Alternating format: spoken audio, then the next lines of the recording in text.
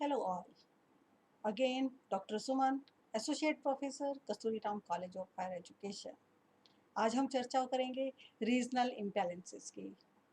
It is the topic of Indian economy. Regional imbalances. क्या होता है regional imbalances? Regional imbalances means disparities. Disparities, there are so many disparities. And आप देख सकते हैं कि स्टेट लेवल पर डिस्पैरिटीज होती हैं. हर डिस्ट्रिक्ट जो है वो डेवलप नहीं है प्रॉपर. तो एक ही स्टेट में बहुत सारे रीजन्स ऐसे हो सकते हैं जो कि इक्वलेंट नहीं है, जो कि इक्वल डेवलप नहीं है, जिन सबकी पर कैपिटा इनकम जो है वो अलग अलग है. तो रीजनल इम्बैलेंसेस और disparities means wide difference in पर capita income, literacy rate, health and education services, level of industrialization, etc. between different regions may be either state or region within a state. तो अगर हम compare करें different countries को, तो different countries में भी कोई भी कंट्री ऐसा नहीं है जो दो कंट्रीज़ इक्वलेंट हों. दोनों कंट्रीज़ में रिसोर्सेज इक्वल हों, दोनों कंट्रीज़ की पर कैपिटा इनकम इक्वल हो, या दोनों ही कंट्रीज़ में इंडस्ट्रियलाइजेशन डेवलपमेंट इक्वल हो, या फिर वहाँ पर एजुकेशन लेवल इक्वल हो, या हेल्थ सर्विसेज इक्वली प्रोवाइड की जाती हों. तो हर जगह पर आपको डिस्पैरिटीज देखने को मिलेगी. तो आज जो हम डिस्कस करने जा रहे हैं वो भी हम रीजनल इम्बैलेंसेस को डिस्कस करने जा रहे हैं. इंडिया में डिफरेंट स्टेट्स हैं. सभी स्टेट्स जो हैं वो अपने आप में अलग हैं. सब में नेचुरल रिसोर्सेज अलग अलग हैं, सबके ह्यूमन रिसोर्सेज अलग अलग हैं. कहीं पर ज़्यादा इंडस्ट्रियलाइजेशन है, कहीं पर कम है, कहीं पर कैपिटा इनकम बहुत अच्छी है, दूसरे स्टेट की पर कैपिटा इनकम बहुत पुअर है. एक स्टेट ऐसा है जहाँ पर बहुत ज़्यादा ग्रेन ग्रो हो रहा है, जहाँ पर एग्रीकल्चर सेक्टर प्रॉपर डेवलप है. दूसरा स्टेट ऐसा है जहाँ पर एग्रीकल्चर सेक्टर की कंडीशन बहुत अच्छी नहीं है. एक सेक्टर ऐसा है, एक रीजन ऐसा है जहाँ पर हेल्थ सर्विसेज अच्छी हैं. दूसरा जो स्टेट है, दूसरा जो रीजन है वो ऐसा है जहाँ पर हेल्थ सर्विसेज अच्छी नहीं है. अगर सभी में इक्वल हेल्थ सर्विसेज हो तो आई थिंक किसी भी रीजन में जो पीपल रह रहे हैं उनको मूव करने की ज़रूरत नहीं है. वो बेटर ट्रीटमेंट के लिए दिल्ली आ रहे हैं, या बॉम्बे जा रहे हैं, या अदर कंट्रीज़ में जा रहे हैं. तो अगर इक्वली सभी स्टेट्स डेवलप होंगे तो आई थिंक ऐसी कोई प्रॉब्लम जो है वो फ्यूचर में नहीं हो सकती. Need for balanced regional development, इसीलिए ज़रूरत है कि सभी जो रीजन्स हैं उनमें बैलेंस्ड डेवलपमेंट होनी चाहिए. सभी इक्वली डेवलप होंगे तो सभी में पर कैपिटा इनकम अच्छी होगी, सभी में हेल्थ सर्विसेज अच्छी प्रोवाइड होंगी, सभी इंडस्ट्रियल ग्रो करेंगे, सभी का एग्रीकल्चर सेक्टर बहुत बेटर होगा. तो आई थिंक किसी पर डिपेंडेंट रहने की ज़रूरत नहीं है, और तभी पूरी कंट्री की इकोनॉमिक डेवलपमेंट हो सकती है. तो it depends on regional development. और इसीलिए ज़रूरत है कि हमारे जितने भी स्टेट्स हैं, हमारे जितने भी डिस्ट्रिक्ट हैं, हमारे जितने भी रीजन्स हैं, उन सभी का इक्वली डेवलपमेंट बहुत ज़रूरी है. Balanced regional development is the economic development of all regions simultaneously, raising their per capita income and living standard by exploiting their natural and human resource fully. ये तभी पॉसिबल है जब हम वहाँ के नेचुरल और ह्यूमन रिसोर्सेज को properly utilise किया जाएगा. तभी वहाँ की पर कैपिटा इनकम इंक्रीज हो सकती है, और तभी वहाँ का जो स्टैंडर्ड ऑफ लिविंग है वो इम्प्रूव हो सकता है. तब हम कह सकते हैं कि हमारी इकोनॉमी डेवलप हो रही है. अदरवाइज जब तक हम अपने जो रीजनल डिस्पैरिटीज़ हैं उनको रिड्यूस नहीं करते हैं, कम नहीं करते हैं, सभी रीजनल डेवलपमेंट जब तक बैलेंस नहीं हो जाता है, तब तक हमारी इकोनॉमी डेवलप नहीं हो सकती है. This is the need of the hour. Regional imbalances, ऐसा नहीं है कि रीजनल इम्बैलेंसेस को हम आज ही फोकस कर रहे हैं. रीजनल इम्बैलेंसेस स्टार्टिंग से रहा है. 1947 में जब हमारा इंडिया इंडिपेंडेंट हुआ था, तब से ही हम इस चीज़ को फील कर रहे हैं, हम फेस कर रहे हैं कि यहाँ पर रीजनल इम्बैलेंसेस, रीजनल डिस्पैरिटीज़ बहुत ज़्यादा रही हैं. और इसका रीज़न भी रहा है, क्योंकि जब 47 में हमारा इंडिया इंडिपेंडेंट हुआ था, तो जितना भी हमारा एग्रीकल्चर डेवलप एरिया था वो सारा का सारा पाकिस्तान में शिफ्ट हो गया था. सेकेंडली, जब तुरंत हमें ब्रिटेन हमारी कंट्री को लीव आउट करके गया था, तो उस समय हमारी एग्रीकल्चर सेक्टर की और इंडस्ट्रियल सेक्टर की डेवलपमेंट बहुत ही पुअर थी। जो हालत थी बहुत ही खस्ता थी। उन्होंने पूरी तरीके से एक्सप्लॉइट किया था हमारी कंट्री को। तो उसी समय ये डिसाइड किया गया था कि रीजनल इम्बैलेंसेस को किस तरीके से रिड्यूस किया जाए। यहाँ पर जो हम स्टडी करने वाले हैं, regional imbalances in pre and post reforms period. 1991 में न्यू इकोनॉमिक पॉलिसी को इम्प्लीमेंट किया गया था, जबकि उससे पहले का जो टाइम था हम उसको बोलते हैं प्री रिफॉर्म्स पीरियड। और आफ्टर 1991 जो भी हमारे 5 ईयर प्लान्स इम्प्लीमेंट हुए थे, हम उनको कहेंगे पोस्ट रिफॉर्म्स पीरियड। तो फर्स्ट 5 ईयर प्लानिंग कमीशन ने 1950 में ये डिसाइड किया था कि through 5 year plans we can develop our country, we can pay attention towards backwardness of our country. First 5 year plan that is implemented in 1951 and continued till 1956. ऐसा कोई main focus नहीं था, ऐसा कोई मेन आइडिया नहीं था उस समय हमारे पास, कोई ऐसा प्लान नहीं था जिसमें हम ये डिसाइड कर सके कि हम रीजनल डिस्पैरिटीज़ को कम करना चाहते हैं। बिकॉज़ वो एक टाइम ऐसा था जिसमें हमें अपने नेचुरल रिसोर्सेज़ को देखना था, हमें ये ऑब्ज़र्व करना था कि हम अपनी कंट्री को, जो कि बहुत बिखर चुका है, जो कि बिल्कुल हमें ज़ीरो से अपनी डेवलपमेंट को स्टार्ट करना था, तो हमें एक कॉम्प्रिहेंसिव प्लान की ज़रूरत थी। ताकि हम अपनी कंट्री को डेवलप कर सकें। हमें स्पेशल नीड्स चाहिए थी, हमें स्पेशली अटेंशन पे करना था कि कौन से ऐसे एरियाज़ हैं जो बिल्कुल बैकवर्ड हैं और उनको कैसे डेवलप किया जा सकता है। हमें पूरी कंट्री को एक स्ट्रेंथ प्रोवाइड करनी थी। हमें कुछ ऐसा करना था जिससे हमारी कंट्री को एक इकोनॉमिक बेस प्रोवाइड हो सके। तो फर्स्ट 5 ईयर प्लान में कुछ ऐसा स्पेशल प्रोग्राम नहीं इम्प्लीमेंट किया गया था। जस्ट हम एक आउटलुक, एक कॉम्प्रिहेंसिव प्लान हम कर रहे थे, जिससे कि हमारे जितने भी वीकनेस हैं उनको रिमूव किया जा सके, जहाँ जहाँ भी बैकवर्डनेस है उसको रिमूव किया जा सके और हमारा जो बेस था एग्रीकल्चर सेक्टर, उसको डेवलप किया जा सके। तो फर्स्ट 5 ईयर प्लान का जो मेन फोकस रहा था, वो हमारा हैरड डोमर मॉडल पर बेस्ड था और हैरड डोमर मॉडल के अकॉर्डिंग उस 5 ईयर प्लान में एग्रीकल्चर सेक्टर को डेवलप करना बहुत ज़रूरी था। Second 5 year plan, second 5 year plan जो है वो इम्प्लीमेंट किया गया था 1956 में और जो कि कंटिन्यू रहा था टिल 1961 तक। स्पेशली आई थिंक कि एक सेकेंड 5 ईयर प्लान ऐसा प्लान था जिसमें ये फोकस किया गया था कि रीजनल इम्बैलेंसेस को कैसे रिड्यूस किया जाए। और इसीलिए जो सेकेंड 5 ईयर प्लान था वो हमारा महालोनाविस मॉडल पर बेस्ड था। बहुत बड़े एक इकोनॉमिस्ट रहे हैं महालोनाविस, और उन्होंने इसमें ये प्लान किया था कि अगर आप किसी भी इकोनॉमी को डेवलप करना चाहते हैं तो आपको वहाँ की जो बेसिक इंडस्ट्रीज़ हैं उनको डेवलप करना होगा, क्योंकि जब इंडस्ट्रीज डेवलप होंगी तभी वहाँ का एग्रीकल्चर सेक्टर डेवलप होगा और तभी वहाँ का सर्विस सेक्टर डेवलप होगा। इसीलिए रीजनल इम्बैलेंसेस को कम करने की कोशिश की गई थी हमारे सेकेंड 5 ईयर प्लान में। कुछ नई एंटरप्राइजेज को इंट्रोड्यूस किया गया था। प्राइवेट सेक्टर और पब्लिक सेक्टर दोनों को ही मोटिवेट किया गया था। इवन जो ज़्यादातर जो हमारी प्रायोरिटीज़ थी, जो ज़्यादा राइट्स थे, वो हमारे पब्लिक सेक्टर के पास थे, लेकिन प्राइवेट सेक्टर को भी कुछ अथॉरिटीज़ थी दी गई थी ताकि एक बैलेंस्ड इकोनॉमी को हम मेंटेन कर सकें। इस डिस्पैरिटीज़ को रिड्यूस करने के लिए ऐसे एरियाज़ को सेलेक्ट किया गया था जो पुअरली डेवलप्ड थे। For example Rourkela, heavy industries को सेटअप किया गया था। राउरकेला स्टील प्लांट इम्प्लीमेंट किया गया था। राउरकेला जो है वो ओडिशा में है। Bhilai steel plant that is in Chhattisgarh. Durgapur west Bengal. And कुछ प्रोजेक्ट भी इसमें इंक्लूड किए गए थे, जो कि Hirakud Kosi, Chambal, Rihand, Damodar valley corporation, Bhakra Nangal, Koyna at Nagarjuna Sagar. ये कुछ ऐसे प्रोजेक्ट थे जो कि पुअरली डेवलप्ड एरियाज में इनको इम्प्लीमेंट किया गया था, इनको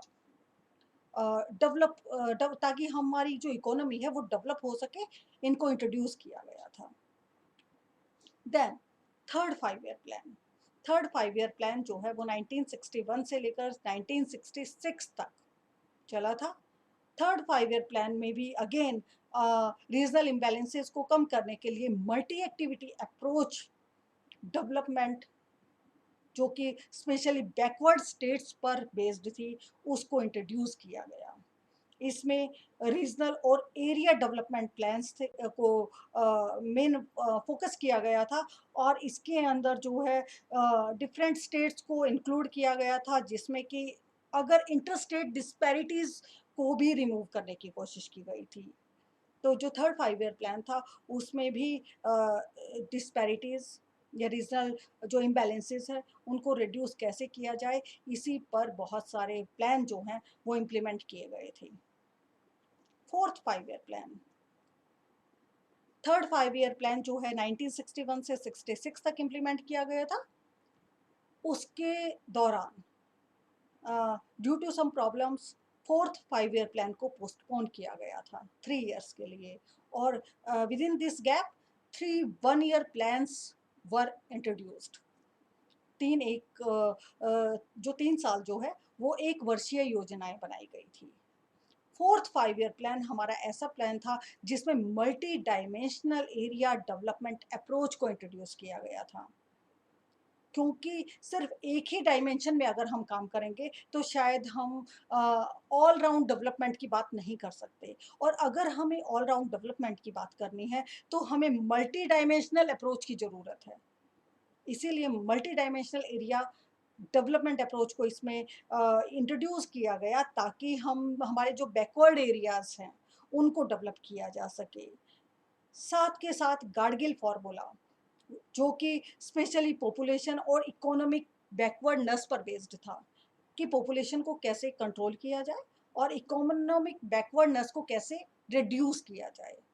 ऑब्वियसली 1921 के बाद से ही हमारी जो पॉपुलेशन है वो इंक्रीज हो रही थी और बहुत ही तेजी से बढ़ रही थी।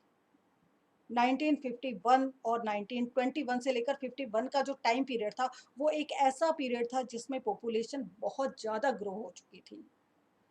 47 में हमारा इंडिया इंडिपेंडेंट हुआ, हमारे पास रिसोर्सेज पहले ही कम थे, और जो भी रिसोर्सेज हमारे पास थे जो कि हमारी इकोनॉमिक डेवलपमेंट में हेल्पफुल होने चाहिए थे, वो सारे के सारे पॉपुलेशन ग्रोथ के लिए, पॉपुलेशन जो हमारी बढ़ी हुई थी उसके लिए, उसके एक्स्ट्रा अरेंजमेंट के लिए खर्च हो रहे थे।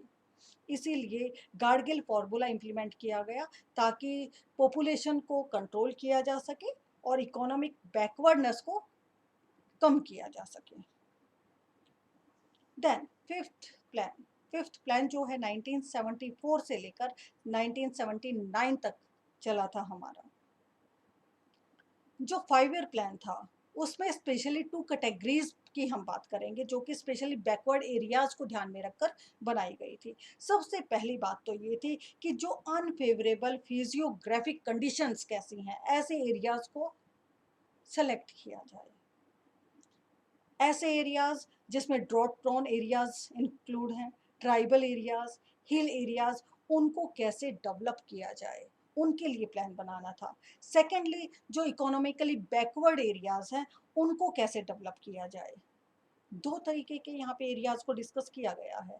पहला वो एरिया जहाँ पे फेवरेबल कंडीशंस नहीं हैं, जहाँ सूखा है, अकाल है, ट्राइबल एरियाज हैं जो कि बिल्कुल डेवलप नहीं है, या हिली एरियाज हैं वो डेवलप नहीं है। दूसरा, इकोनॉमिकली बैकवर्ड एरियाज, इनको किस तरीके से डेवलप किया जाए जहाँ पर लैंड मैन रेशियो जो है वो बिल्कुल अपोजिट होती है, जहाँ पे इंफ्रास्ट्रक्चर बहुत अच्छा नहीं है, जहाँ पे इनएडिक्वेट डेवलपमेंट है रिसोर्सेज की। इसीलिए बहुत सारे ऐसे प्रोग्राम्स को इंट्रोड्यूस किया गया, like drought prone area programme, tribal area development programme, hill area development programme. इन प्रोग्राम्स के थ्रू यहाँ पर डेवलपमेंट की कोशिश की गई। Then sixth 5 year plan, again जो 5th 5 ईयर प्लान था वो 1979 में ही 5 ईयर उसके कंप्लीट हो चुके थे। अगेन 1 ईयर का जो है 1 ईयर प्लान आया था, इम्प्लीमेंट किया गया था due to some reason, political reasons. जो 6th 5 ईयर प्लान था that is implemented in 1980 and continues till 1985। 1985 में ड्यूरिंग दिस 5 ईयर प्लान जो इंट्रोड्यूस किया गया that is integrated rural development programme. और इस रूरल डेवलपमेंट प्रोग्राम के अंडर एक कमेटी बनाई गई थी जिसे हम नाम देते हैं high level national committee for development of backward areas. इस कमेटी के क्या काम थे? इस कमेटी के दो काम मेन थे। First one is examine and identify backward areas. सबसे पहले वो एग्जामिन करेगी और आइडेंटिफाई करेगी कौन से एरियाज को जहाँ पर डेवलपमेंट बहुत कम है, बहुत बहुत ही पुअर कंडीशन है जहाँ पर। और secondly review the working of existing schemes. ऐसे स्कीम्स जो पहले से ही इकोनॉमिक डेवलपमेंट के रिगार्डिंग बनाई गई हैं, रीजनल इम्बैलेंसेस को कम करने के लिए बनाई गई है, उन स्कीम्स को इवेल्युएट करना, उन स्कीम्स को रिव्यू करना कि क्या जो ऑब्जेक्टिव हम लेकर चले थे वो फुलफिल हो रहा है through these programmes, through these I think development programmes. तो ये चीज़ जो है वो हमें एक तरीके से उस पर एक रिपोर्ट तैयार करनी थी कि जितना हम एक टारगेट लेकर चले थे क्या उतनी हमारी अचीवमेंट हुई है। This one was 6th 5 year plan. The next one is the 7th 5 year plan. It is very important in our history. 1986 में हमारी न्यू एजुकेशन पॉलिसी भी आई थी और 7th 5 ईयर प्लान ऐसा प्लान था क्योंकि इसमें एम्प्लॉयमेंट जनरेशन को भी ध्यान में रखा गया था और पॉवर्टी एलिविएशन प्रोग्राम्स को भी इंट्रोड्यूस किया गया था। अभी हमने डिस्कस किया कि 1921 से लेकर 1951 तक कॉन्टिन्यू हमारी जो पॉपुलेशन है वो बहुत ज़्यादा इंक्रीज़ हुई है और 1985 तक हमारी पॉपुलेशन बहुत एक पीक पर पहुंच चुकी थी।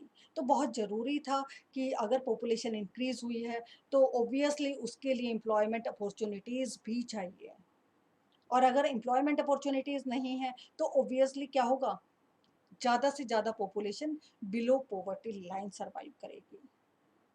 और इस चीज़ से बचने के लिए, पॉवर्टी लेवल को रिड्यूस करने के लिए, एम्प्लॉयमेंट अपॉर्चुनिटीज़ को जनरेट करने के लिए इस प्लान में बहुत सारी ऐसे प्लान्स को इंक्लूड किया गया था, बहुत सारे ऐसे प्रोग्राम्स बनाए गए थे जिससे कि हमारी एम्प्लॉयमेंट जनरेट हो सके और पॉवर्टी को हम रिड्यूस कर सकें।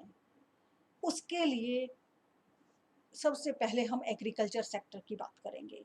एग्रीकल्चर सेक्टर में जो है ये पॉइंट आउट किया गया कि एग्रीकल्चर प्रोडक्टिविटी हम कैसे इम्प्रूव कर सकते हैं, स्पेशली ऐसे एरियाज़ में जहाँ पर ड्राई लैंड है, जहाँ पे जो स्पेशली हमारे जो ईस्टर्न रीजन्स हैं उनमें जो रेनफील्ड एरियाज़ हैं वहाँ पर किस तरीके से हम वहाँ पर एग्रीकल्चर सेक्टर को बढ़ावा दे सकते हैं।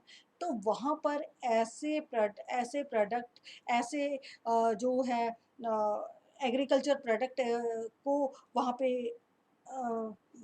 जो है बोना चाहिए, ऐसे एग्रीकल्चर प्रोडक्शन को इम्प्रूव किया जाना चाहिए जहाँ पर वैसे ही वेदर की ज़रूरत हो, जहाँ पर वैसे ही जो जो जोग्राफिकल एरिया है उसकी ज़रूरत हो, जो वहाँ के एटमॉस्फेयर में अपनी जो ग्रोथ है उसको रिप्रेजेंट कर सके। तो इसीलिए barley and ragi, pulses, oil seeds जो है ईस्टर्न रीजन्स में उनको उनकी डेवलपमेंट को ध्यान में रखा गया और साथ के साथ जो कुछ ऐसे भी एरियाज़ थे जैसे डेज़र्ट है, हिली एरियाज़ हैं या ट्राइबल एरियाज़ हैं, उनको कैसे डेवलप किया जाए, वहाँ पर कैसे रीजनल डिस्पैरिटीज़ को कम किया जाए। तो एग्रीकल्चर सेक्टर को इम्प्रूव करने की कोशिश की गई थी ताकि उनकी जो बेसिक रिक्वायरमेंट्स हैं उनको फुलफ़िल किया जा सके और साथ के साथ इंडस्ट्रियलाइजेशन को भी सेटअप करने की कोशिश की गई ताकि सारे जो हमारे एरियाज़ हैं वो डेवलप हो सकें। लेकिन जो 7th 5 ईयर प्लान था, जैसे-जैसे वो एंड की ओर आ रहा था, हमारी जो इकोनॉमिक कंडीशन थी वो बहुत ही पुअर हो चुकी थी। हमारे पास सिर्फ़ और सिर्फ़ इतने ही फॉरेन रिज़र्व्स रह गए थे कि हमारे लिए वो सिर्फ़ 1 मंथ के लिए सफिशिएंट थे। अगर हम एक्सपोर्ट कर रहे हैं और इम्पोर्ट कर रहे हैं तो हम सिर्फ़ इतना ही पे कर सकते थे कि 1 मंथ का जो हमारा इंटरनेशनल ट्रेड है उसके लिए हम पे कर सकें।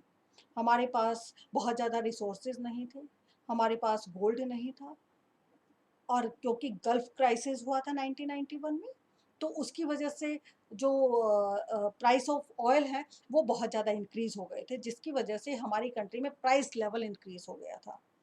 एक और चीज़ जो अगर हम वर्ल्ड लेवल की बात करें, तो यूएसएसआर का डिवीज़न हुआ था, पार्टीशन हुआ था। अब जो यूएसएसआर के पास जितने भी पावर थी, वो कहीं न कहीं धीरे-धीरे कम हो रही थी। That is the that is a big incident in the world history. और इसी की वजह से हमारी कंट्री को इकोनॉमिक क्राइसिस से जूझना पड़ा था। ज़रूरत थी कुछ चेंजेस की, एक नई पॉलिसी की। और एक और चीज़ जो मैं आपसे शेयर करना चाहूँगी कि जो हमारा ज़्यादातर जो इंडस्ट्रियलाइज़ेशन था, वो हमारा गवर्नमेंट सेक्टर के हाथ में था। और गवर्नमेंट सेक्टर ने अपने आप को डेफ़िसिट प्रूव किया था कि वो घाटे में जाता जा रहा है। उन्होंने कभी भी अपने आप को बेनिफिटेड नहीं बताया कि हमें बेनिफिट हो रहा है। इसीलिए बहुत ज़रूरी हो गया था कि प्राइवेट सेक्टर को भी कुछ अथॉरिटीज़ दी जाएँ। कुछ जो कानून हैं, कुछ जो लॉज़ हैं, कुछ जो हमारे डॉक्यूमेंटेशन वर्क है, उसको लिबरल किया जाए। प्राइवेट सेक्टर के लिए दरवाजे खोले जाएँ, ताकि जो एक बर्डन है हमारी गवर्नमेंट पर, जो हमारी गवर्नमेंट अथॉरिटी पर, जो हमारी गवर्नमेंट इंडस्ट्रीज़ पर, उसको रिड्यूस किया जा सके।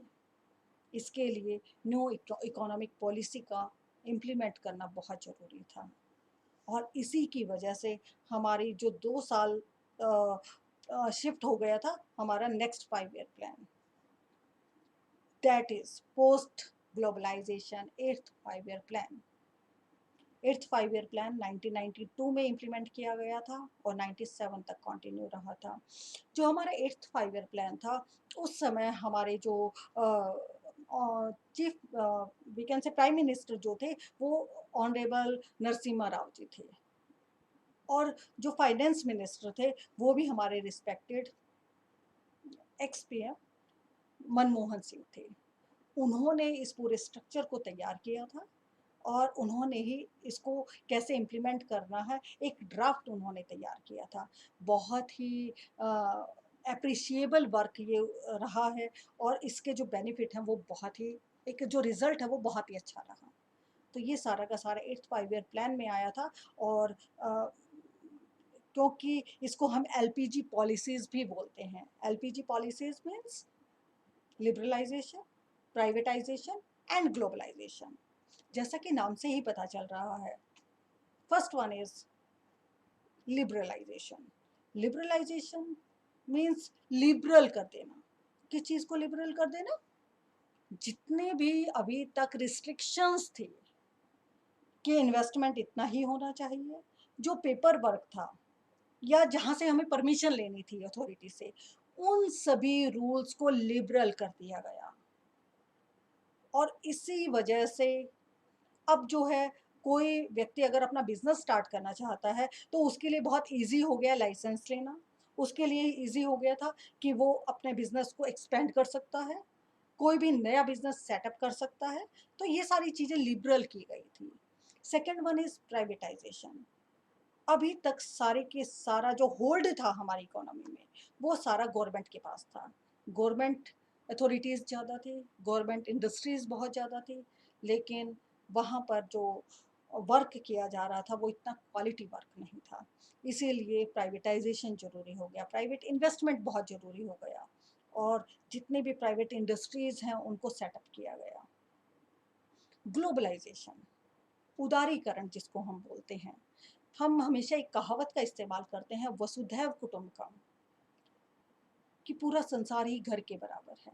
अब इस चीज़ को इम्प्लीमेंट किया गया था यहाँ पर कि आप पूरे कंट्री के साथ जो है आप किस तरीके से ट्रेड कर सकते हैं, इंटरनेशनल ट्रेड को ईज़ी किया गया था।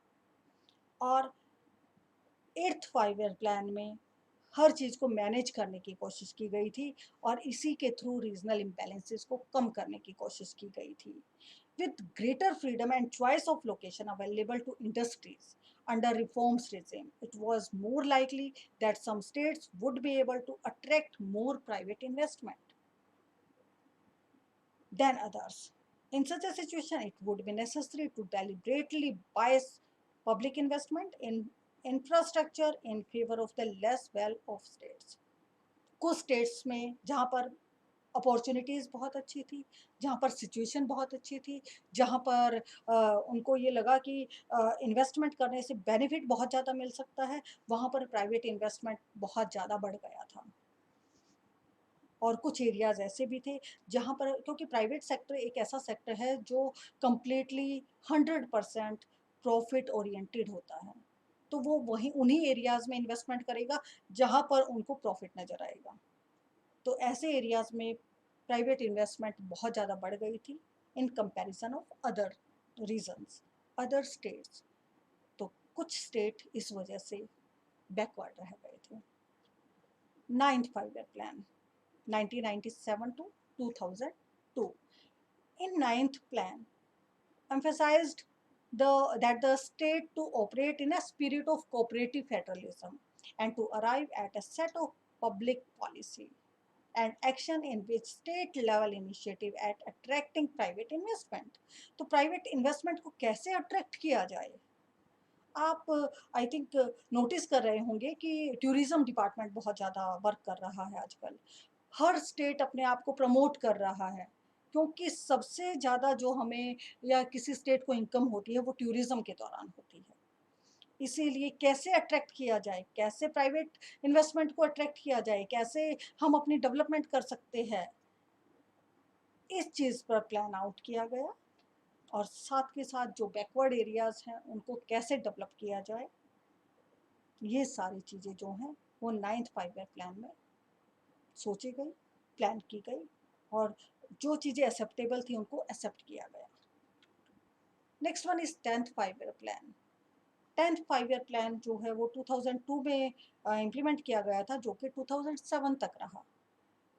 और ये बहुत ही एक वी कैन से कि बहुत ही अच्छा प्लान ये रहा, जिसमें स्पेशली जो setting the state specific growth target, इस पर ध्यान दिया गया। जीएसडीपी ग्रोथ, ये एक ऐसा प्रोग्राम जिसमें फर्स्ट टाइम इस चीज़ को ध्यान दिया गया कि कैसे हम रीजनल इंडिफरेंसेस को कम कर सकते हैं और कैसे अपनी डेवलपमेंट को इम्प्रूव कर सकते हैं। किसी भी स्टेट के पास कितना पोटेंशियल है, कितना क्या-क्या उसके कॉन्स्ट्रेंट्स हैं, क्या-क्या उसमें हर्डल्स आ रहे हैं, उन सारी चीज़ों को ध्यान में रखा गया। और स्पेशली जो रूरल डेवलपमेंट है उसको कैसे इम्प्रूव किया जाए, उसके लिए नरेगा प्रोग्राम्स को इंट्रोड्यूस किया गया, उसको इम्प्लीमेंट किया गया, जिसमें हम ये कह सकते हैं कि इसमें एक गारंटी दी गई, राइट टू वर्क। लोगों को काम दिया गया, कम से कम 100 दिन तो लोग काम कर सकते हैं। ये स्पेशली अगर हम बात करें तो अनएम्प्लॉयमेंट लेवल को भी रिड्यूस करने की इसमें कोशिश की गई थी। और ऑब्वियसली अगर अनएम्प्लॉयमेंट लेवल रिड्यूस होगा, अगर पॉवर्टी रिड्यूस होगी, तो लिविंग स्टैंडर्ड इम्प्रूव होगा और पर कैपिटा इनकम हाई होगी। The next one is 11th 5 year plan. 11th 5 year plan जो कि 2007 से लेकर 12 तक रहा, इसमें स्पेशली इंक्लूसिव ग्रोथ मॉडल को अडॉप्ट किया गया। इंक्लूसिव ग्रोथ मॉडल का जो मेन गोल था वो क्या था कि हर स्टेट को खुद को तो डेवलप करना ही करना है, साथ के साथ हमें सबको साथ लेकर चलना है। अगर आप आगे बढ़ना चाहते हैं, अगर आप अपनी इकोनॉमी की डेवलपमेंट चाहते हैं, तो सिर्फ अपनी ही डेवलपमेंट नहीं करनी है, आपको जो भी आसपास के एरियाज़ हैं उन सबकी डेवलपमेंट करनी होगी, तभी इकोनॉमी डेवलप हो सकती है। तो इसमें जो इंक्लूसिव ग्रोथ मॉडल है, इट मीन्स सबसे पहले अगर इंडस्ट्रियल सेक्टर डेवलप हो रहा है तो उसको एग्रीकल्चर सेक्टर भी डेवलप करना होगा, उसको सर्विस सेक्टर भी डेवलप करना होगा। अगर हम ये चाहते हैं कि हरियाणा डेवलप करे तो साथ के साथ जो हरियाणा से टच एरियाज हैं उनको भी डेवलप करना होगा। It is just for example, right? तो जो भी आपके बॉर्डर लाइंस में के अंडर आते हैं, जो टच करते हैं आपकी बॉर्डर लाइंस को, अगर आप उनको भी डेवलप करोगे तो आपकी इकोनॉमी फास्ट डेवलप होगी, क्योंकि कोई भी इकोनॉमी इतनी स्ट्रांग नहीं है जो सेल्फ डिपेंडेंट हो, सेल्फ सफिशिएंट हो। ज़रूरत होती है हमें दूसरे कंट्री से, दूसरे डिस्ट्रिक्ट से, दूसरे स्टेट से, ताकि हम अपने आप को डेवलप कर सकें।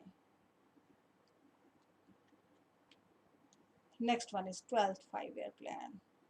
ये प्लान एक ऐसा प्लान जिसमें सस्टेनेबल डेवलपमेंट की ओर भी फोकस किया गया, इंक्लूसिव ग्रोथ को भी ध्यान में रखा गया। During this plan the special attention has given to the laggard state to accelerate their economic growth. In order to achieve this, it requires strengthening of states own capacity to plan। सबसे पहले हमें अगर grow करना है तो हर एक को ये पता होता है कि हमारे अंदर कैपेसिटी कितनी है, हमारे अंदर पोटेंशियल कितना है। सेम इसी तरीके से हर स्टेट को ये पता है कि उसके पास रिसोर्सेज कितने हैं, चाहे वो ह्यूमन रिसोर्सेज की बात हो, चाहे वो जो आपके नेचुरल रिसोर्सेज हैं उनकी बात हो।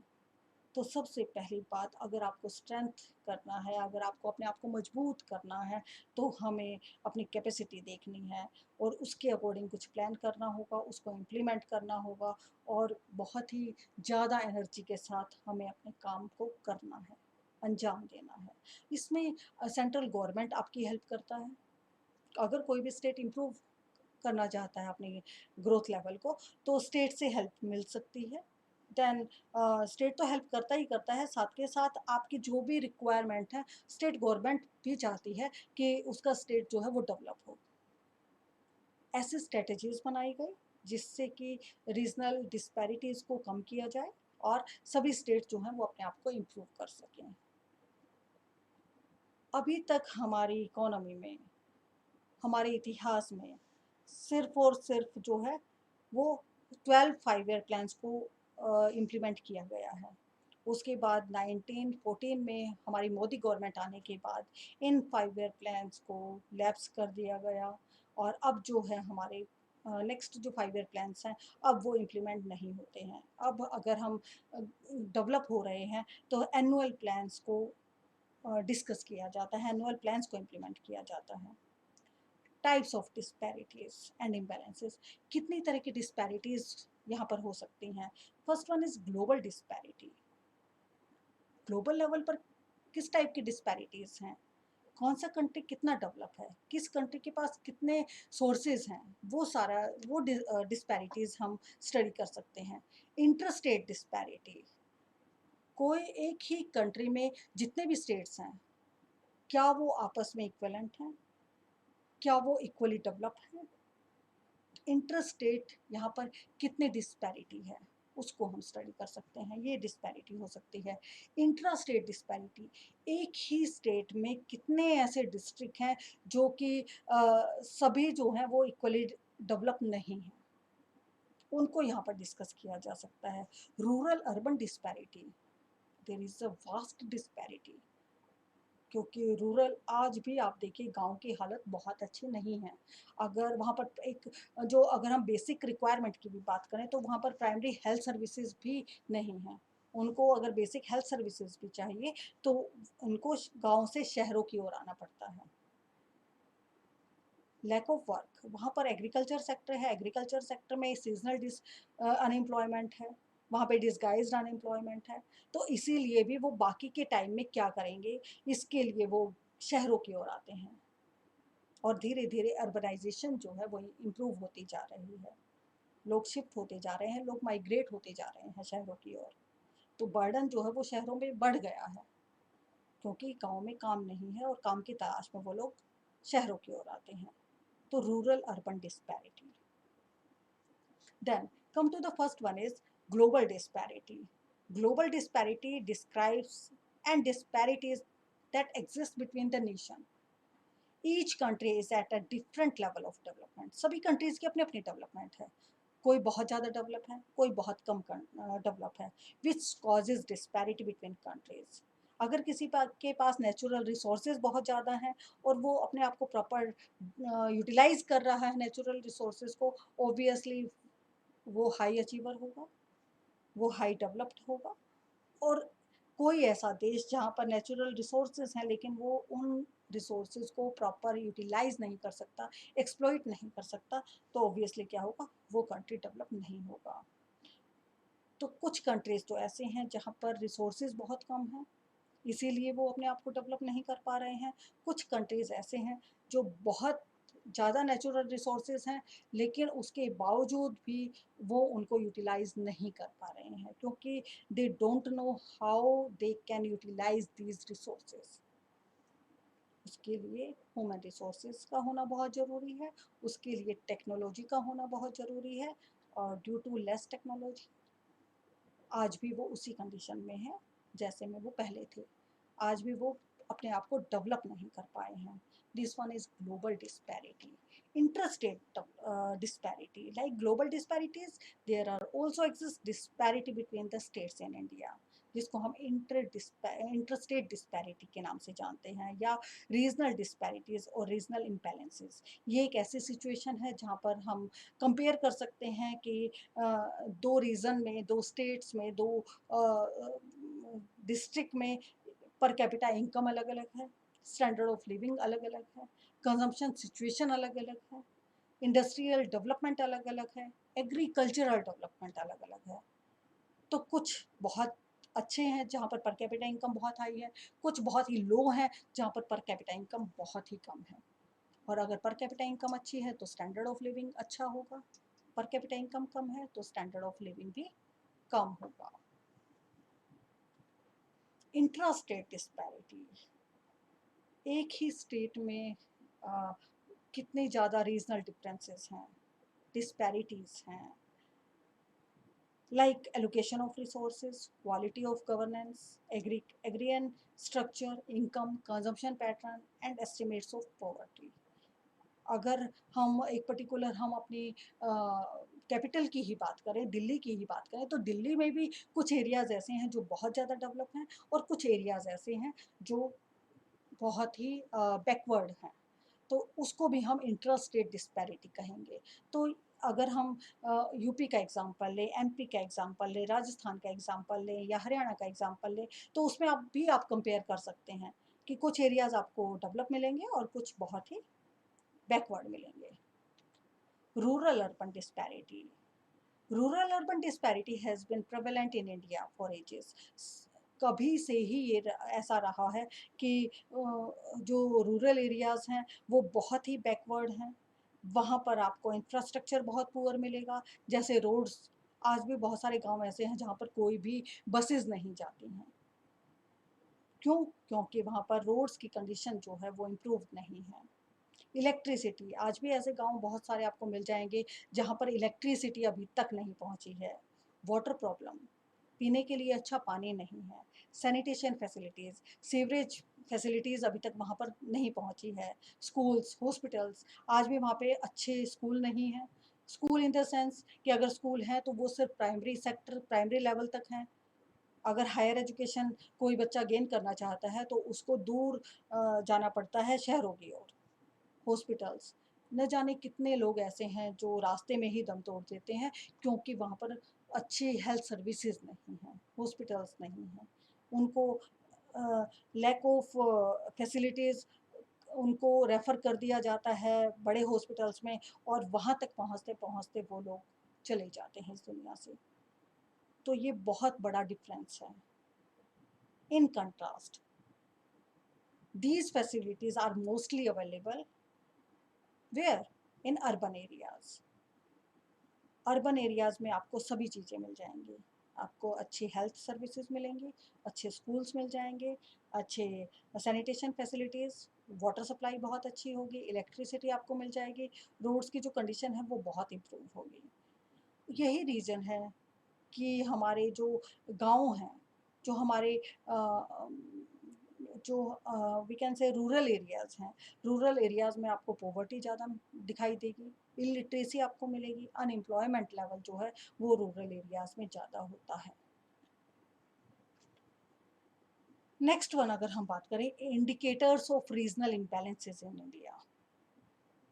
अब हम बात कर रहे हैं डाटा की, कि कहाँ पर कितनी पर कैपिटा इनकम है। अभी तक तो जस्ट हमने एक एक्सप्लेन किया है कि इस स्टेट में या यहाँ पर कैपिटा इनकम ज़्यादा है, लेकिन कौन कौन से ऐसे इंडिकेटर्स हैं जिनसे हम ये मेज़र करते हैं कि रीजनल इम्बैलेंसेस है यहाँ पर। स्टेट पर कैपिटा इनकम, ये बहुत ही अच्छा इंडिकेटर है जिससे हम मेज़र कर सकते हैं कि कौन सा स्टेट कितना डेवलप है। कुछ स्टेट ऐसे हैं जो बहुत ज़्यादा डेवलप हैं, लाइक पंजाब, हरियाणा, महाराष्ट्र, गुजरात, कर्नाटका, तमिलनाडु एंड केरला, जिनकी जो पर कैपिटा इनकम है वो बहुत अच्छी है। अगर हम दूसरे जो हमारे स्टेट्स हैं उनको कंपेयर करते हैं, जैसे उड़ीसा, बिहार, एमपी, मध्य प्रदेश, उत्तर प्रदेश, आसाम एंड राजस्थान, इनकी जो पर कैपिटा इनकम है वो बहुत अच्छी नहीं है। हमारे पास जो डाटा है वो 2016 की अगर मैं बात करूं तो दिल्ली की जो पर कैपिटा इनकम है वो बहुत अच्छी है, above 2 lakh as compare to Bihar, जबकि बिहार की जो है वो 22,890 रुपीज़ है। तो आप डिफरेंस नोट डाउन कर सकते हैं, near about 5th times increased income of Delhi. जो दिल्ली का व्यक्ति है वो 5 टाइम्स ज़्यादा इनकम गेन कर रहा है एक बिहार के व्यक्ति से। Per capita income for 6 Indian states is not available, including Gujarat, Kerala, Mizoram, Chandigarh, Rajasthan, and Goa. In 2012, Goa had the highest per capita income, followed by Delhi. ये change होती रहती है हर साल, क्योंकि सबसे ज़्यादा जो इनकम हमने अभी डिस्कस किया कि पंजाब की है, उससे पहले गोवा की सबसे ज़्यादा पर कैपिटा इनकम थी। Interstate disparity in agriculture and industrial development, same in countries, इन जो स्टेट्स हैं इनकी पर कैपिटा इनकम ज़्यादा क्यों है, अभी आपको धीरे धीरे ये चीज़ें समझ में आती जाएंगी। Punjab, Haryana, part of UP जो है वो has recorded high rate of productivity due to its high proportion of irrigation area and high level of fertiliser use. इन एरियाज में, इन डिस्ट्रिक्ट में प्रोडक्टिविटी ऑफ एग्रीकल्चर बहुत ज़्यादा है।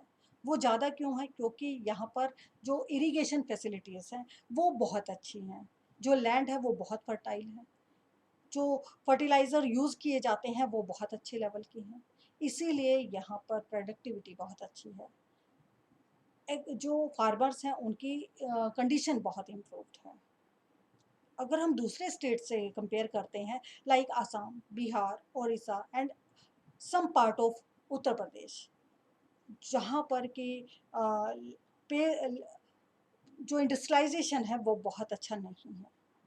दो चीज़ों का हमने कंपेयर किया, पहला एग्रीकल्चर सेक्टर का, सेकंड जो है वो हमने किया इंडस्ट्रियलाइजेशन का, कि वहाँ पर एग्रीकल्चर तो पुअर है ही, लेकिन कुछ पार्ट ऐसे भी हैं जहाँ पे इंडस्ट्रियलाइजेशन भी नहीं है। इंडस्ट्रियलाइजेशन कहाँ पर होगी, जहाँ पर उनको रॉ मटेरियल मिलेगा। रॉ मटेरियल कहाँ मिल रहा है, जहाँ पर एग्रीकल्चर सेक्टर डेवलप है, तो ऑब्वियसली जो डिफरेंस है वो मैटर करेगा। Intrastate imbalances, there is a growing tendency among most of the advanced states concentrate its development activities towards relatively more developed urban and metropolitan of the states.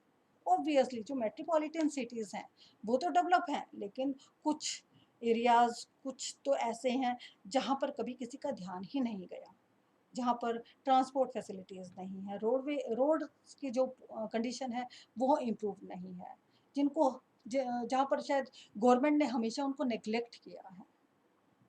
और जहाँ अगर आप मेट्रो में सफ़र कर रहे हैं और आपको कहीं ऐसे गांव में जाना पड़े जहाँ पर कोई भी ट्रांसपोर्टेशन फैसिलिटी नहीं है, तो आप इजीली कंपेयर कर सकेंगे कि कितना ज़्यादा इम्बैलेंस है इन दोनों स्टेट्स में, इन दोनों रीजन्स में। स्पेटियल डिस्ट्रीब्यूशन ऑफ इंडस्ट्रीज, क्या सारी की सारी इंडस्ट्रीज एक ही जगह पे सेटअप हैं या अलग अलग जगह पर भी सेटअप हैं, तो क्या सभी स्टेट्स को कवर कर रही हैं वो, क्या सभी स्टेट्स में इक्वली हैं? नो। यहाँ पर इंडस्ट्रियलाइजेशन भी कहीं न कहीं अगर हम बात करें तो वो भी अनइवन डिस्ट्रीब्यूशन ऑफ इंडस्ट्रीज़ है। जितना भी इंडस्ट्रियल डेवलपमेंट है वो प्रॉपर नहीं है और यही मेन रीज़न है कि कुछ स्टेट बहुत ज़्यादा डेवलप हैं और कुछ स्टेट डेवलप नहीं हैं। सेम इसी तरीके से Punjab, Haryana, Maharashtra, Gujarat, Kerala and Karnataka have achieved considerable development in its industrial sector. ये यहाँ पर इंडस्ट्रियल सेक्टर बहुत ज़्यादा डेवलप है। जबकि अगर हम दूसरे सेक्टर्स की बात करें, जैसे वेस्ट बंगाल, वहाँ पर बहुत इम्प्रूव्ड कंडीशन नहीं है इसकी इंडस्ट्रियलाइजेशन की, इंडस्ट्रीज सेटअप नहीं है। और जहाँ पर सेटअप नहीं होंगी वहाँ पर ऑब्वियसली पर कैपिटा इनकम कम होगी, पॉवर्टी ज़्यादा होगी, अनएम्प्लॉयमेंट ज़्यादा होगा। Population below poverty line, below poverty line बहुत सारे ऐसे स्टेट्स हैं जहाँ पर पॉवर्टी जो है वो बहुत ज़्यादा है। अगर हम ओवरऑल बात करें तो लेस देन 10%, जैसे गोवा, केरला, हिमाचल प्रदेश, सिक्किम, पंजाब, आंध्रा, ये ऐसे वो हैं स्टेट्स हैं जहाँ पर पॉवर्टी बहुत ही कम है, लेस देन 10%। जबकि 10 to 20% की अगर हम बात करें तो Jammu and Kashmir, Haryana, Uttarakhand, Tamil Nadu, Meghalaya, Tripura, Rajasthan, Gujarat, Maharashtra, Nagaland and West Bengal, ये ऐसे हैं स्टेट्स हैं जहाँ पर 10 to 20% जो पॉपुलेशन है वो हमारी बिलो पॉवर्टी लाइन सर्वाइव कर रही है। 20 to 30% मिजोरम, कर्नाटका, उत्तर प्रदेश, ये स्टेट ऐसे हैं जहाँ पर टोटल पॉपुलेशन का 20 to 30% जो है वो population below poverty line survive कर रही है।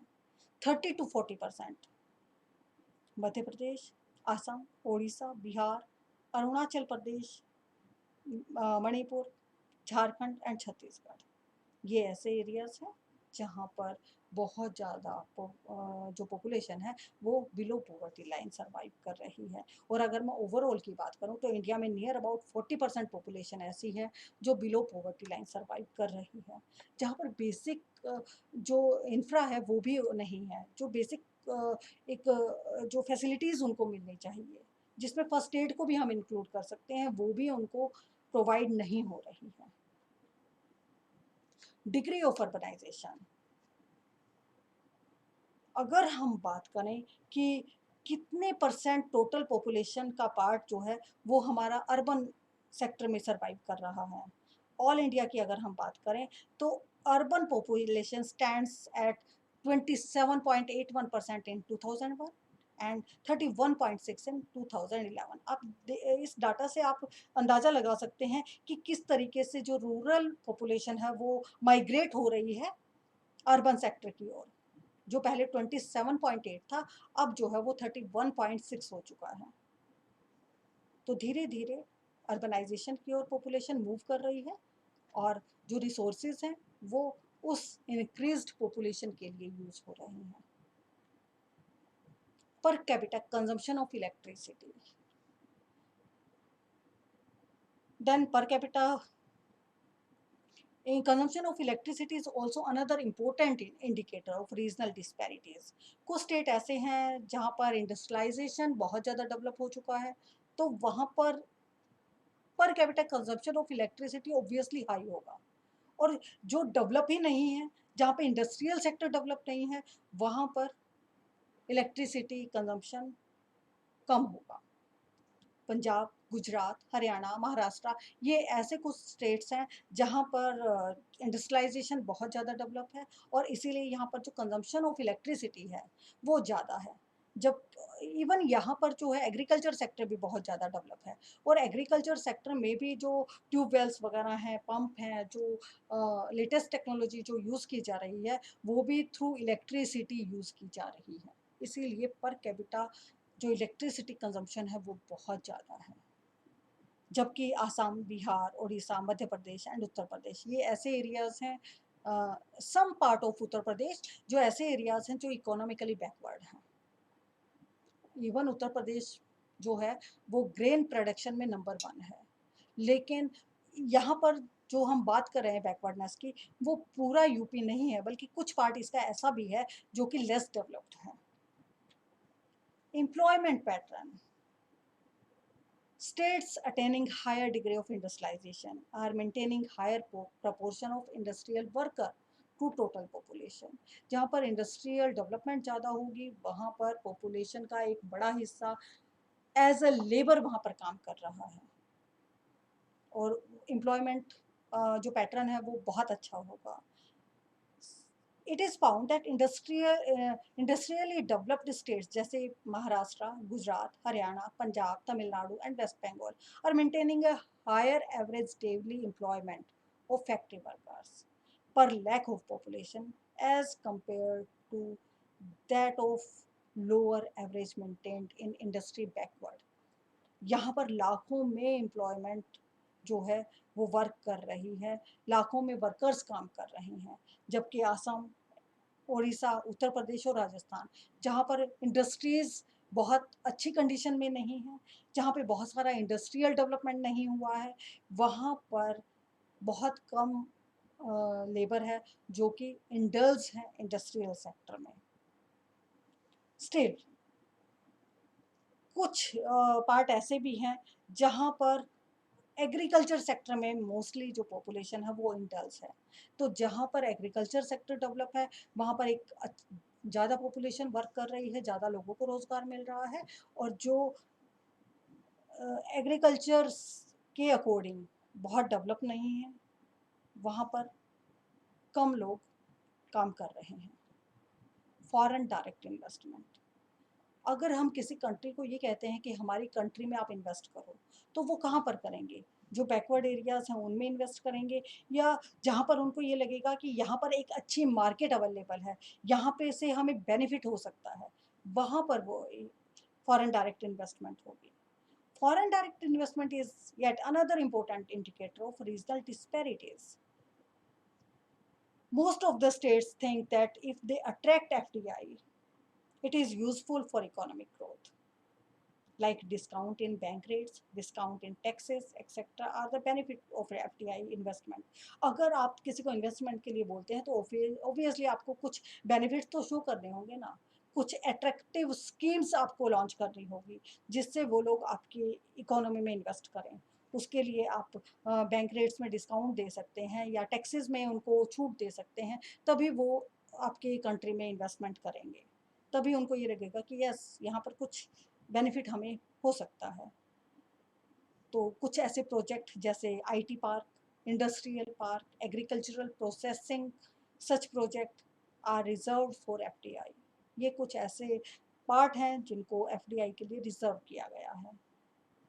There are various facilities for attracting FDI so that it shows various inequalities in foreign investment। तो यहाँ पर भी आपको बहुत सारी डिस्पैरिटीज़ मिल जाएंगी कि एफडीआई फॉरेन डायरेक्ट इन्वेस्टमेंट वहाँ पर ज़्यादा होती है जहाँ पर आईटी हब्स हैं, जहाँ पर इंडस्ट्रियल डेवलपमेंट बहुत ज़्यादा है या फिर एग्रीकल्चर डेवलपमेंट बहुत ज़्यादा है, जहाँ पर साइज़ ऑफ द मार्केट बहुत अच्छा है, जहाँ पर टूरिज़्म के लिए बहुत स्पेस है, जहाँ पर कैपिटा इनकम अच्छी है, लोग स्पेंड कर सकें, जहाँ पर ये फॉरेन डायरेक्ट इन्वेस्टमेंट हो रही है। तो इस वजह से भी डिस्पैरिटीज़ बहुत ज़्यादा बढ़ जाती हैं। Human development index, it is another very important aspect, very important indicator। It is a composite statistic of life expectancy, education and income per capita indicator। It is also an important indicator। By studying HDI rank of different countries, we can analyze the regional imbalance among the globe so that intrastate and interstate of a country। तो human development index ये बताता है कि किसी country में life expectancy कितनी है, किसी कंट्री में एजुकेशन सिस्टम कितना इम्प्रूव्ड है, किसी कंट्री में जो लिविंग स्टैंडर्ड है वो कितना इम्प्रूव्ड है, जो हेल्थ सिस्टम है वो कैसा है। ये सारी चीज़ें इसमें मर्ज की गई हैं और इसमें जो नंबर 1 कंट्री है दैट इज़ नॉर्वे। नॉर्वे का जो ह्यूमन डेवलपमेंट इंडेक्स है वो सबसे हाई है। ह्यूमन डेवलपमेंट इंडेक्स को 0 से लेकर 10 तक में मेज़र किया जाता है, 0 to 1 में मेज़र किया जाता है और नॉर्वे का जो ह्यूमन डेवलपमेंट इंडेक्स है दैट इज़ 0.9। तो अगर जितने भी डेवलप्ड कंट्रीज़ हैं, चाहे वो कनाडा है, यूएसए है, जर्मनी है, जापान है, उनके कंपैरिज़न में भी नॉर्वे में लाइफ एक्सपेक्टेंसी बहुत अच्छी है, वहाँ का एजुकेशन सिस्टम बहुत अच्छा है, वहाँ पर जो वी कैन से कि जो स्टैंडर्ड ऑफ लिविंग है वो बहुत इम्प्रूव्ड है, मेडिकल फैसिलिटीज़ बहुत अच्छी हैं, एजुकेशन सिस्टम अच्छा है, ह्यूमन डेवलपमेंट की जाती है वहाँ पर। Then there are some causes of regional imbalances in India. क्या-क्या रीजंस हो सकते हैं? Historical factor. Historical factor obviously जो हमारी हिस्ट्री रही है वो भी ऐसी ही रही है। अगर एक बार डिस्पैरिटी हो जाती है तो फर्दर वो डिस्पैरिटी इंक्रीज ही होती रहती है, वो डिक्रीज होने के चांसेस बहुत कम हैं। दूसरा, हमारी हिस्ट्री ऐसी रही है जिसमें कि हमारे यहाँ पे 200 सालों तक तो ग्रेट ब्रिटेन ने शासन किया है। उन्होंने जितने भी हमारे रिसोर्सेज थे उनको डिस्ट्रॉय कर दिया। देन सेकंड वन इज़ कि उससे पहले भी अगर हम बात करें तो जो भी हमारे जो इम्पोर्टेंट जो रिसोर्सेज थे वो ऑब्वियसली पहले भी इसी तरीके से उनको एक्सप्लॉइट किया जाता रहा, चाहे वो पुर्तगाली हमारी कंट्री में आए हों, चाहे वो हमारी कंट्री में दूसरे जैसे पुर्तगाली है, डच हैं, इन्होंने भी हमारी कंट्री को एक्सप्लॉइट किया। तो कहीं न कहीं जो हमारी हिस्ट्री है, वो बहुत अफ़ेक्ट करती है इन चीज़ों को। नहीं तो आज भी हमारा जो भारत है, वो सोने की चिड़िया ही कहलाता। ज्योग्राफ़िकल फैक्टर, ज्योग्राफ़िकल फैक्टर भी बहुत एक इम्पोर्टेंट फैक्टर है। कहीं पर नदियाँ हैं, कहीं पर पहाड़ हैं, कहीं पर प्लेन्स हैं। जहाँ पर प्लेन्स हैं उनको तो ज़्यादा मेहनत करने की ज़रूरत नहीं है, लेकिन अगर हिली एरियाज़ हैं, अगर ड्रॉट प्रोन एरियाज़ हैं, अगर जहाँ पर ट्राइबल जो सोसाइटीज़ हैं, वो कैसे डेवलप हों? जहाँ पर पहाड़ हैं तो वो पहाड़ों को कैसे आसानी से काट कर डेवलप हो सकते हैं? तो उसके लिए ऐसे ही इनोवेटिव आइडियाज़ की ज़रूरत है। तो ज्योग्राफिकल फैक्टर्स जो है वो बहुत रिस्पॉन्सिबल है रीजनल इम्बैलेंसेस के लिए। जहाँ पर रिसोर्सेज को हम इजीली यूटिलाइज कर सकते हैं वो बहुत जल्दी डेवलप हो गए, और जहाँ पर हिली एरियाज़ हैं जहाँ पर हमें नहीं समझ में आता कि हम कैसे इन एरियाज़ को डेवलप करें, तो वहाँ पर डेवलपमेंट बहुत स्लो है। फेलियर ऑफ प्लानिंग, अभी हमने 12 5 ईयर प्लान्स को स्टडी किया, उनमें से सिर्फ और सिर्फ फर्स्ट जो 5 ईयर प्लान था वो ही हमारा एक ऐसा प्लान रहा है जिसमें हमने टारगेट्स जो लिए थे उससे ज़्यादा हमने अचीव किया था। अदरवाइज मैक्सिमम जो हमारे 5 ईयर प्लान रहे हैं वो ऐसे रहे हैं कि हमने टारगेट ज़्यादा किया लेकिन हमें अचीव बहुत कम हो। जो हमारी प्लानिंग है, रिमूव, जैसे उनका जो मेन नारा था रिमूव पॉवर्टी, वो सिर्फ नारा ही बनकर रह गया। आज भी आप देख सकते हैं कि पॉवर्टी जो है वो इंक्रीज ही होती जा रही है। हम बात कर रहे हैं कि पॉपुलेशन को रिड्यूस किया जाए, बहुत सारी ऐसी प्लानिंग भी आई, लेकिन पॉपुलेशन भी हमारी कॉन्टिन्यूसली इंक्रीज होती जा रही है। हमने हमने नेचुरल रिसोर्सेज को प्रॉपर यूटिलाइज करने के लिए सोचा, लेकिन आज भी हमारे पास बहुत सारे ऐसे रिसोर्सेज हैं जो अभी तक यूटिलाइज नहीं हुए हैं। तो कहीं ना कहीं ये हमारी प्लानिंग्स के फेलियर्स को शो कर रहा है। फाइनेंशियल, नेक्स्ट है फाइनेंस। क्या हमारे पास इतना है कि हम अपने आप को डेवलप कर सकें? कुछ स्टेट तो ऐसे हैं जो फाइनेंशियली स्ट्रांग हैं, लेकिन कुछ स्टेट ऐसे हैं जिनके पास फाइनेंस ही नहीं है, वो अपने आप को कैसे डेवलप करेंगे? तो फाइनेंशियल प्रॉब्लम भी बहुत ज़्यादा है। इंफ्रास्ट्रक्चर, इंफ्रास्ट्रक्चर नहीं है हमारे पास कि कैसे डेवलप किया जाए हमारी इकोनॉमी को। इसमें अगर बेस ही नहीं होगा तो हमारी इकोनॉमी कैसे डेवलप होगी?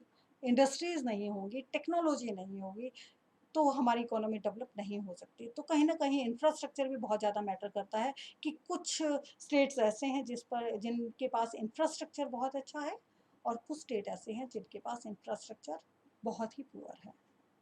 डिस्पैरिटीज़ इन सोशियो इकोनॉमिक डेवलपमेंट, सोसाइटी की डेवलपमेंट कैसी है, इकोनॉमिक डेवलपमेंट कैसी है। जितनी हमारी सोसाइटीज़ डेवलप होंगी उतना ही हम इकोनॉमिकली डेवलप होंगे।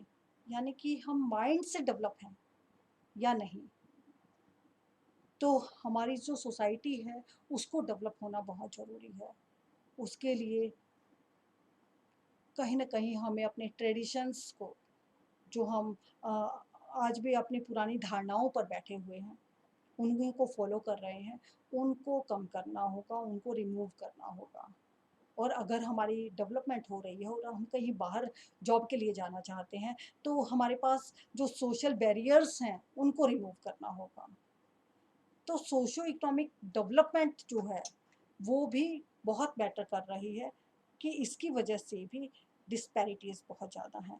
सारी सोसाइटी इक्वली डेवलप नहीं है और इसी की वजह से जो इकोनॉमिक डेवलपमेंट है, जो हम इनकम की बात कर रहे हैं, डिस्पैरिटीज़ की बात कर रहे हैं, वो बढ़ता ही जा रहा है। Next one is political factor. कुछ जगह पर इतनी अच्छी गवर्नमेंट है कि खुद इनिशिएटिव ले रही है कि how we can develop our state, how we can develop each and every region of our state. लेकिन कुछ जो पॉलिटिकल फैक्टर है वो ऐसा है जो सिर्फ और सिर्फ कहीं ना कहीं करप्शन में इंडल्ज है। वो उनको स्टेट्स की डेवलपमेंट से कोई लेना देना नहीं है, या फिर शो ऑफ कुछ करते हैं, फंडिंग बहुत ज़्यादा करवाते हैं, लेकिन एक्चुअल में एक्सपेंडिचर बहुत कम कर रहे हैं, या फिर पॉलिटिकली इतने स्ट्रॉन्ग नहीं है कि वो फाइनेंस को पास करवा सकें सेंट्रल गवर्नमेंट से। तो पॉलिटिकल फैक्टर, अगर आपकी पॉलिटिकल फैक्टर अगर आपका जितना स्ट्रॉन्ग होगा, आपकी गवर्नमेंट जितनी स्ट्रॉन्ग होगी, आप उतने ही अच्छे तरीके से अपनी अपने स्टेट को, अपने डिस्ट्रिक्ट को, अपने रीजन को डेवलप कर सकते हैं। Predominance of agriculture sector. Agriculture sector हमारा स्टार्टिंग से ही बहुत ही इम्पोर्टेंट सेक्टर रहा है, एक प्राइमरी सेक्टर हमारा रहा है, लेकिन कहीं ना कहीं जो डेवलपमेंट है उसकी, वो प्रॉपर नहीं रही है। तो अगर हम एग्रीकल्चर सेक्टर की भी बात करें, तो हमें हर सेक्टर को डेवलप करना होगा। एग्रीकल्चर सेक्टर के अकॉर्डिंग हमें ये देखना है कि कहाँ पर कैसी अपॉर्चुनिटीज़ हैं, कैसा वेदर है, उसके अकॉर्डिंग उन्हीं फसलों को वहाँ पे ग्रो करना होगा, ताकि हमारा जो भी जितने भी हमारे स्टेट्स हैं वो सारे इक्वली डेवलप हो सके। Lack of motivation to backward sector. जो बैकवर्ड सेक्टर है, उनको कभी भी मोटिवेशन भी नहीं मिला। ये भी मेन कॉज़ हो सकता है रीजनल इम्बैलेंसेस का। अगर आपको कोई मोटिवेट करता है, तो ही आप आगे बढ़ सकते हो। अगर आपको कोई मोटिवेट ही नहीं करेगा, तो ऑब्वियसली आप जहाँ पर हो, आप ये सोचोगे कि ठीक है, मैं जहाँ हूँ, जितना मैंने अचीव कर लिया है, दैट इज़ इनफ। तो आप आगे बढ़ने के लिए कभी नहीं सोचोगे। Location advantage. दिल्ली अगर डेवलप है, तो ऑब्वियसली जितना भी एनसीआर है, जितना भी टच एरिया है दिल्ली से, वो ऑब्वियसली अपने आप ही डेवलप हो जाएगा। तो लोकेशन भी बहुत ज़्यादा मैटर करती है। अगर लोकेशन ऐसी है, बिल्कुल रिमोट एरिया है, वहाँ पर बहुत सारे हर्डल्स हैं, रोडवेज़ जो है वो नहीं, रोड की जो फैसिलिटीज़ हैं वो नहीं है, बस फैसिलिटी वहाँ पर नहीं है, ट्रांसपोर्टेशन फैसिलिटी नहीं है, इलेक्ट्रिसिटी फैसिलिटी प्रोवाइड करने में प्रॉब्लम आ रही है, तो ऑब्वियसली वो सेक्टर डेवलप नहीं होगा। तो लोकेशन भी बहुत ज़्यादा मैटर करती है रीजनल इम्बैलेंसेस के लिए। Consequences of regional imbalances in India. क्या कॉन्सिक्वेंसेस हो सकते हैं? Interstate and interstate agitation. Interstate बहुत ज़्यादा वेरिएशन है, इंट्रास्टेट बहुत ज़्यादा वेरिएशन है, बहुत ज़्यादा इम्बैलेंसेस हैं, तो उनको कम करना है, उनको रिमूव करना है।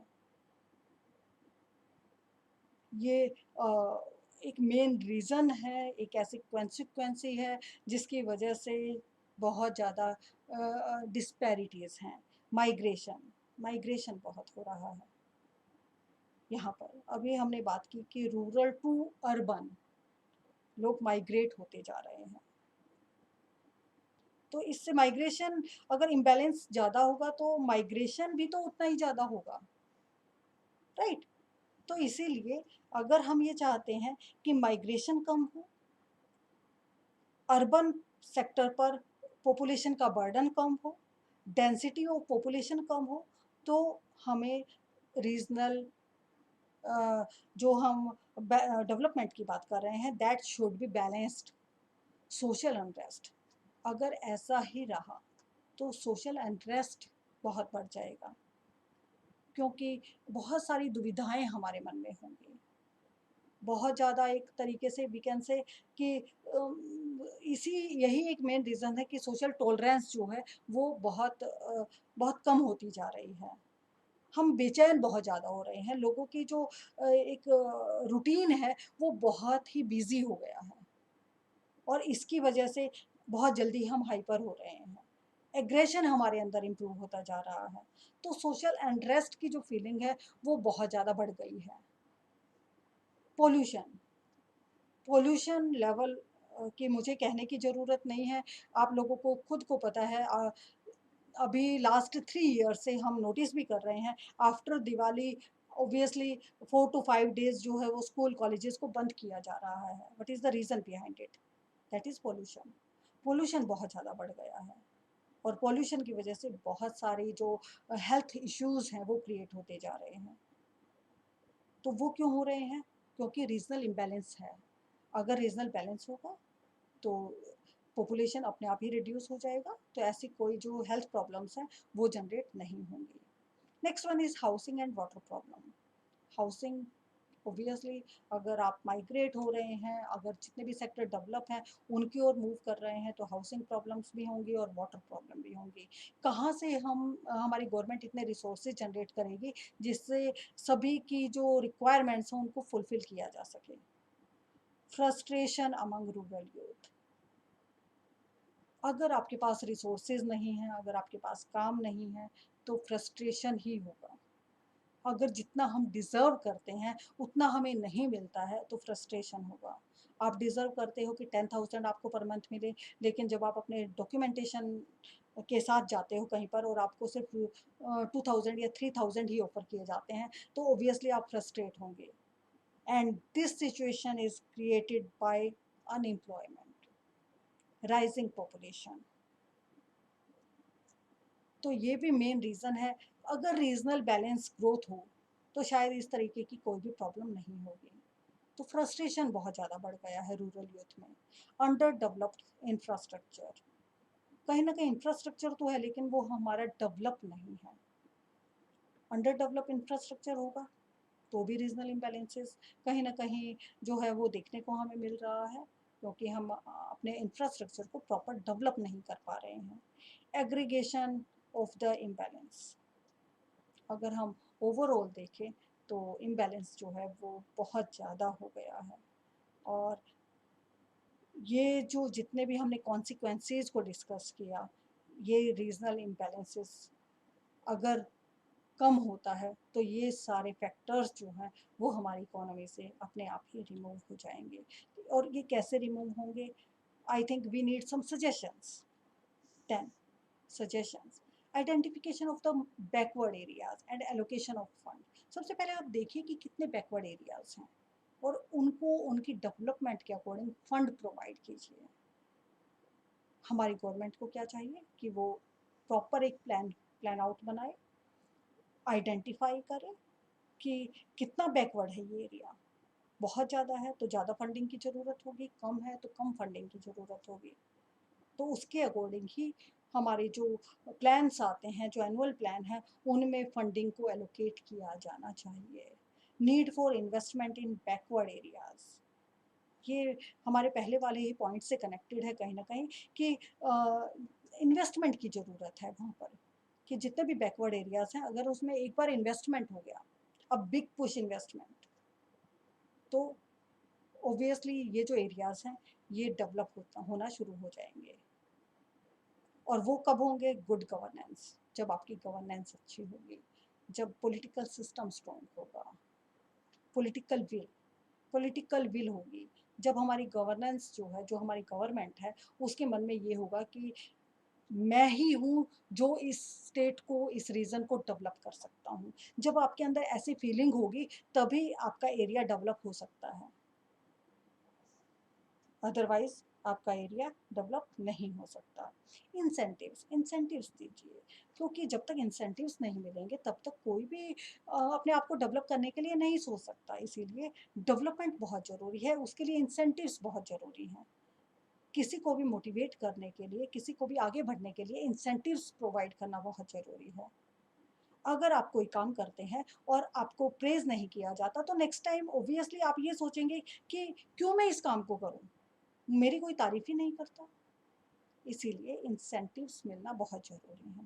प्रमोटिंग न्यू फाइनेंशियल इंस्टीट्यूशन इन बैकवर्ड रीजन, आज हम गूगल पे की बात कर रहे हैं, आज हम स्मार्टफोन्स अपने पास रख रहे हैं, हम इजीली कहीं पर भी अगर पैसा भेजना है तो हम इजीली भेज सकते हैं। आप में से कितने लोग ऐसे हैं जो बैंक में जाते हैं स्पेशली इस पर्पज़ के लिए? देख आई थिंक कोई भी नहीं, ठीक है। लेकिन आज भी अगर हम देखें तो जो बैकवर्ड एरियाज़ हैं वहाँ पर फाइनेंशियल इंस्टीट्यूशन नहीं है। बैंक्स वहाँ पर इतने डेवलप नहीं हैं। वो उनको कहाँ पर इन्वेस्ट करना है वो डेवलप नहीं है। तो अगर वो डेवलप नहीं होंगे तो हम जो डिजिटल इंडिया का जो सपना देख रहे हैं, जो हम बातें कर रहे हैं, वो कैसे पॉसिबल है? उसके लिए ज़रूरी है कि हम एक इंक्लूसिव प्लान बनाएँ। हम पूरे भारत को अपने साथ लेकर चलें और जितनी भी हमारी जो रीजनल डिस्पैरिटीज़ हैं उनको हम कम करें, ताकि जो हमारी जो प्रॉब्लम्स हैं, अनएम्प्लॉयमेंट लेवल जो इंक्रीज़ होता जा रहा है वो रिड्यूस होगा। सेकेंडली पॉवर्टी रिड्यूस होगी, हमारा स्टैंडर्ड लिविंग जो है वो इम्प्रूव होगा, हमारी पर कैपिटा इनकम इम्प्रूव होगी और हम इकोनॉमिक प्रोग्रेस कर सकते हैं और हमारी इकोनॉमी को डेवलप्ड इकोनॉमी में कन्वर्ट कर सकते हैं। Thank you very much.